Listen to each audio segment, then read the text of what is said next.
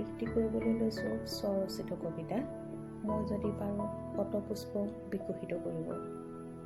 মই যদি পাৰোঁ শতপুষ্প বিকশিত কৰিব হৃদয় সুৰভি ধৰাত। আশাৰ চুপহিত ফুলাম দময়ন্তী ফুল ননদ পাবলৈ। পদূলি মুখতে ৰোপণ কৰিম দুজোপা বকুল বিৰিখ স্বাগতম জনাবলৈ। মই যদি পাৰোঁ শতপুষ্প বিকশিত কৰিব যক্ষ আৰু তেওঁ প্ৰিয়তমাৰ প্ৰেমৰ ফুলেৰে গাঁঠিম এধাৰী মালা। মনোবিনোদন কৰিম বিৰহৰ প্ৰেম ৰাশিক ৰক্ষণ কৰিবলৈ। এজাৰ ফুলিলে বেজাৰ লগা বদনাম আঁতৰাবলৈ। এজাৰৰ কাষতে ৰুম সোণাৰু আৰু কৃষ্ণচূড়া বিৰহী যক্ষৰ বাৰ্তা প্ৰণয়লৈ কঢ়িয়াই নিয়া মেঘক চাবলৈ। তাৰেই অনুপ্ৰেৰণাত ময়ো সোণাৰুৰ হালধীয়াত হেঁপাহবোৰ ফুলাম কৃষ্ণচূড়াৰ ৰঙাত সপোনবোৰ সজাম।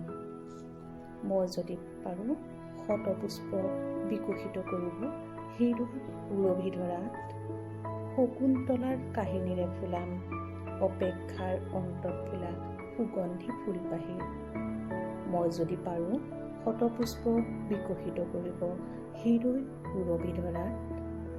যৌতুকৰ আশাত পত্নীক জ্বলাই দিয়া সেই পুৰুষৰ হৃদয়ত ফুলাই বিয়পাব খোজো তুলসীদাস ফুলৰ সুৰভি। যাৰ বাবে আছিল সৰলতাতকৈ সুন্দৰতা একোৱেই নাই।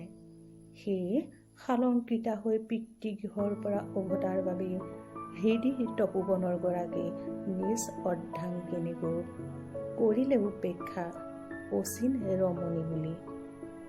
মই যদি পাৰোঁ শতপুষ্প বিকশিত কৰিব হৃদয় সুৰভি ধৰাত। আছুতীয়াকৈ পাতিম এখন গোলাপৰ বাগিচা। আহে যদি আগবাঢ়ি কোনো দুৰ্দান্ত প্ৰেমিক কাঁইট অতিক্ৰম কৰি দিবলৈ এপাহি গোলাপ। বুকুৰ ভিতৰতে সাজিলৈ তাজমহল দূৰ দূৰলৈকে চাই চকুলৈ জোনাক নমাম। ধন্যবাদ।